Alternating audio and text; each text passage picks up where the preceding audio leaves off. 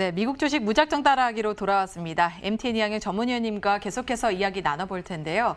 저희가 이 미국 주식 무작정 따라하기에서 대선과 관련된 이야기를 한 지 벌써 이제 세 번째를 맞았습니다. 네. 대선은 불과 일주일 정도 앞두고 있는데 여론조사 결과를 이 시점에서 한번 다시 확인을 해볼까요? 네, 미리 말씀드리지만 여론조사는 건 여론조사일 뿐이고 그거에 대해서 그런 결과 나올지는 아무도 모른다는 거, 그리고 그런 예를 여러 번 말씀드렸습니다. 어찌됐건 중요한 팩트부터 말씀드리면 저희가 똑같이 일관적으로 하고 있는데요. 파이낸셜 타임즈에서는 여전히 시장에서는 213대 125로 지금 현재 확보한 숫자가 나와 있기 때문에 이쪽에 따르면 쉽게 얘기해서 경합주를 다 지더라도 지금은 바이든이 되는 거를 일단 예측을 하고 있고요. 이코노미스트 같은 경우에는 바이든의 승리 확률을 93%로 얘기하고 있습니다. 그리고 가능성은 뭐 99%를 얘기하고 있기 때문에 이쪽에서의 시각은 약간 바이든 쪽에 좀 휩쓸려 있다라고 보셔야 되겠습니다. 선거에 대한 확보수도 거의 비슷한데요. 이제 전체적으로 리얼 클리어 폴리틱스, 이건 우리나라 지상파에서 대부분 여기 인용하고 있는데요. 전국 여론조사의 모든 것을 바라본 같이 보여주는 것인데요. 여론조사 격차가 지난주 제가 금요일날 방송할 때 약간 좁아졌었는데 지금 약간 미세나 다시 벌어지는 그런 거 보면 되겠습니다. 아마 대통령 마지막 세 번째죠. 세 번째 TV 논쟁 이후, TV 토론 이후 약간 또 바이든 쪽에 좀 우세하다는 지각이 좀 많아 있었던 것 같습니다. 다만 미리 다시 한번 확인드리지만 선거 결과를 예단하는 것은 그렇게 불투명하다라고 확인드릴 수 있겠네요. 네, 그런데 TV 토론이 있은 후에 항상 네. 이제 바이든 후보 쪽의 지지율이 좀 더 높아지는 걸 보니까 네. 트럼프 대통령에게는 전혀 도움이 되지 않는 네. 건가 하는 생각이 들더라고요. 네. 그동안 사실 이제 위원님께서 선거 결과에 따른 주식시장에 영향은 없을 것이다라고 좀 말씀을 해주셨는데 네. 어떻게 아직도 여전히 같은 생각이실까요? 지금도 전 똑같습니다. 전 세계 어느 민주주의 국가에서는 선거 결과는 기본적으로 호재인식하는 것이 전 맞다라는 믿음을 갖고 있고요. 과거 사례 보더라도 민주당이 된 건 공화당이 된 누가 되건 간에 상관없고요.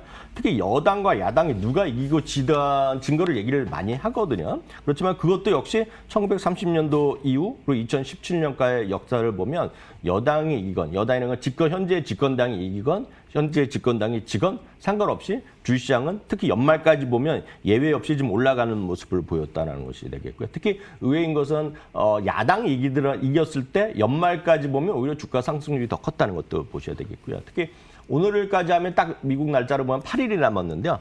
8일 남았을 때의 상승 평균은 오히려 14일 남았을 때보다 더 컸거든요. 네, 그래서 그만큼 주가를 단기적으로 보고 장기적으로 보더라도 주가의 흐름이 나쁘지 않을 거다. 그러면 떨어질 수도 있죠. 떨어질 수 있다는 건 그만큼 경기가 안 좋고 지금 팬데믹 때문에 이래서 떨어지는 거지 대통령 선거 때문에 그런 건 없을 것 같고요. 특히 하나만 이해하시면 되겠죠. 지금 보면 많은 사람들이 부양책을 다 걱정하고 그렇잖아요. 그래서 오늘 밤 안 되면 큰일 날 것 같이 얘기하지만 누구나 다 하는 거죠. 선거가 되면 어떻게 되건 간에 부양책 나올 거 아니에요. 합의가 되고 한쪽이 주도권을 갖고 갈 거기 때문에 저는 그런 불확실성이 상당히 좀 해소된다고 믿고 있는 입장입니다.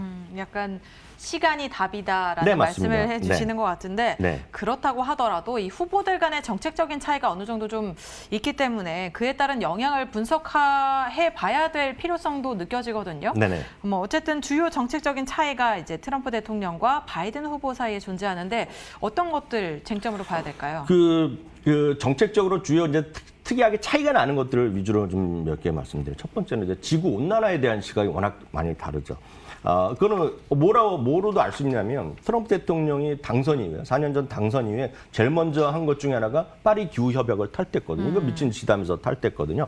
그러다 보니 당연히 화석 에너지에 대한 우호적 입장이 되는 거죠. 그러니까 그런 걸 믿으신다면 쉐브론이라 이런 것들이요. 주가 요즘 또 떨어지고 있잖아요. 이제 그런 것들이 상대적으로 가능성이 있겠고요. 바이든 후보는 아시다시피 온실가스를 억제하고 청정 에너지, 대체 에너지를 중요하고 이런 얘기들을 하는 거죠. 그럼 많은 분들이 테슬라는 뭐냐 그러면 테슬라가 당연히 바이든 후보 되면 좋을 것 같지만 아시다시피 일론 머스크는 거의 트럼프 대통령 또 절친으로 있거든요. 그러니까 그거를 함부로 흑백으로 나누면은 여러분 당혹스러운 경우가 나올 수가 있다는 걸 말씀드리겠고요.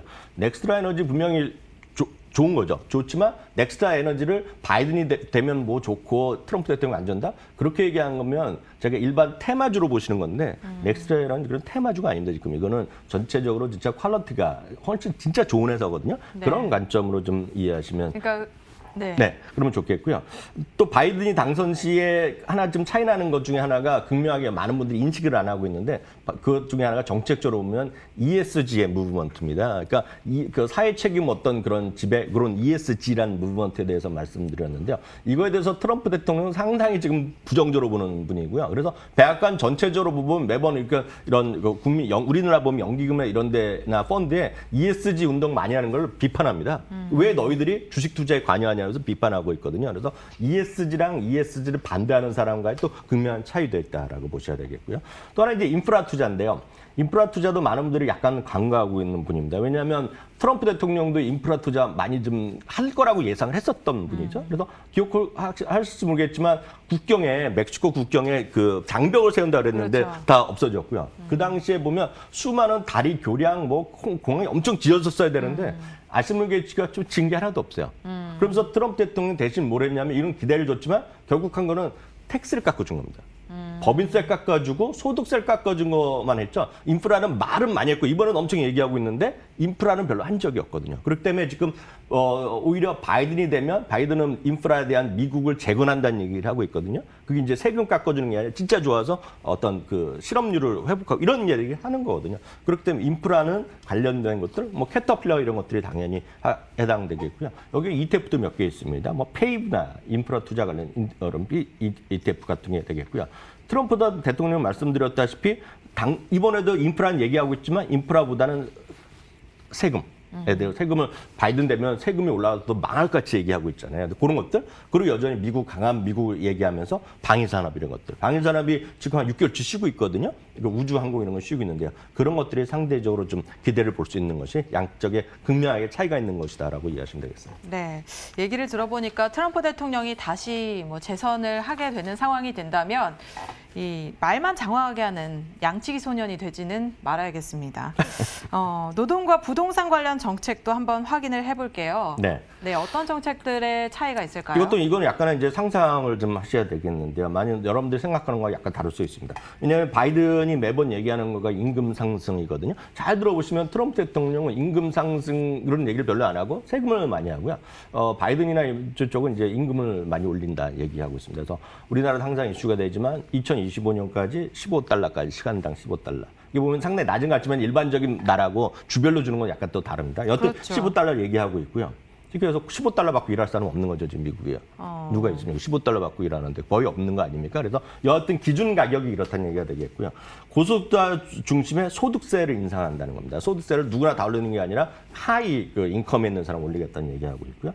그러다 보니 많은 사람들이 시간당 임금 올리면 사람들이 당연히 소비를 늘릴 거 아닙니까? 소비를 늘리면 사람들이 임대할 수 있는 사람도 더 여유가 있겠죠. 그래서 그렇게 되면 리츠도 좋아질 수 있다는 얘기하고 있고요. 필수 소비재 같은 것들을 더 살아날 수 있다는 얘기하고 있습니다. 그렇기 때문에 많은 분들 저게 뭘까 하지만 바이든이 됐을 경우 코카콜라나 P&G 같은 게 더 올라갈 수 있다는 얘기를 하는 사람들이 있습니다. 그래서 코카콜라나 필수 소비재 이런 것들 얘기를 하는 셈이 있겠고요.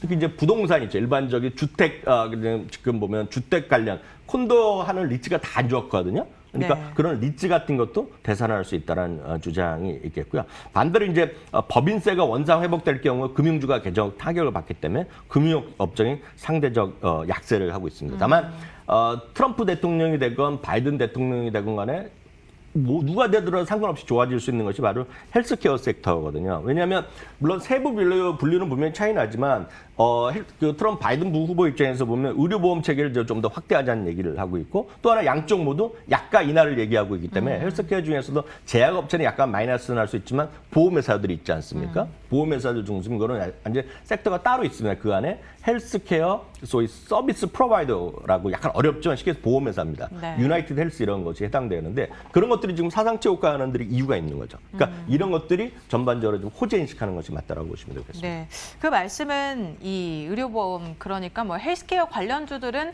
대선 결과에 따라서 크게 영향을 받지 않다라고 좀 판단을 해볼 수 있을까요? 다만 그 중에서 헬스케어에서 말씀드렸다시피 보험 관련주들 이런 것들 우리식으로 보면 보험회사거든요. 우리나라 무슨 삼성생명 이런 것들 미국에서는 이제 의료보험 그 체계가 다르기 때문에 그렇게 진행하시면 되겠습니다. 네.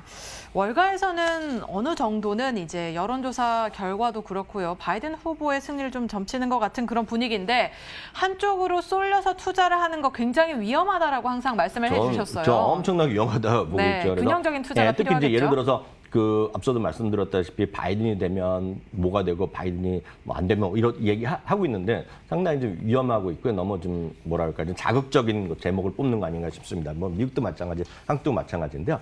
처음에 전 대체에너지 관련주가 낭패 볼 가능성이 있겠죠. 특히 대체에너지 관련주에 수많은 기업들이 관련되게 막 올라갔습니까? 우리를 보면 잘 아는 것도 있지만 생전 모르는 것도 막 올라가는 게 부직이 있습니다. 미국에도요. 이런 것들을 보면 뭐 30~40% 절반이 푹푹 떨어질 가능성이 분명히 있겠습니다. 그래서 대체에너지에 관심 있는 분은 그냥 ETF 같은 거 가지고 오히려 좀 편안할 수 있다라고 보여주고 싶고요.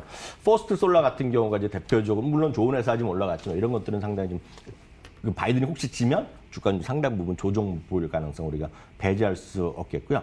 또 바이든이 지었을 경우 이제 무역 전쟁이 완화된다 많이들 기대하고 있잖아요. 거기 보면 소재, 자동차 부품, 농산물 그리고 애플 이런 것들이 다 그런 관련주로 혜택 볼 수 있다는 것인데 네. 이런 것들 참 순간적으로 좀 조정 보일 가능성을 배제할 수 없겠고요. 반대로 이제 트럼프가 이제 일정 좀 불리하잖아요. 불리하지만 트럼프가 이길 경우 수혜주는 제가 봤을 때 몇 컨트리에 몇 개 있습니다. 첫 번째는 에너지 섹터가 단기적으로 좀 올라가요. 왜냐하면 이거는 다 떨어지고 있고 오늘 어제 또 떨어지고 있고 아마 이번 주에 또 떨어질 가능성을 배제할 수 없거든요. 이런 것들이 단기적으로 일단 화석연료 계속 최소한 네. 대체 에너지 이런 거에 대해서 아시겠죠? 툰드라인가요? 네. 그 툰드라 그 친구도 엄청 비판했잖아요. 트럼프 대통령 알지도 못하니까 떠든다고 뭐 이런 식으로 비판했던 거기 때문에 대체 에너지에 대한 트럼프 대통령 기본적인 시각은 약간 좀 부정적으로 보셔야 되겠고요. 우주항공 방위 산업이 또 6개월째 쉬던 섹터입니다. 이게 보셔야 되겠고요. 또 하나가 이제 오늘 그 방송을 통해 처음 말씀드리지만 민영 교도소들이 있습니다. 민영 교도소. 민영교도소. 그러니까 우리나라 이제 교도소 나라에서 하잖아요. 근데 네. 미국 이제 영화 가끔 보면 교도소인데 그 물론 다 위탁하지만 주인이 사설 기업들이 하는 것도 뭐 영화 보셨는데 그게 네. 팩트거든요. 근데 대표적인 것이 GEO 그룹 이렇게 회사 이름이 GEO입니다. 주가가 급락하고 있거든요. 이게 떨어지는 이유가 트럼프 대통령이 떨어질까 봐 그 재미없는 데다가 또 떨어지는 거거든요. 이런 것들이 좀 살아날 가능성이 있어 보입니다. 네. 여러 가지 대선 결과에 따른 이제 시장 전망을 좀 해봤는데요. 위원님의 말씀은 그래도 언제든지 균형 잡힌 투자를 해야 성공할 수 있다라는 말씀 강조해 주셨은 만큼 이와 관련해서 전략을 좀 잘 짜보시기 바랍니다. 지금까지 MTN 이항영 전문위원님과 함께했습니다. 오늘 말씀 고맙습니다.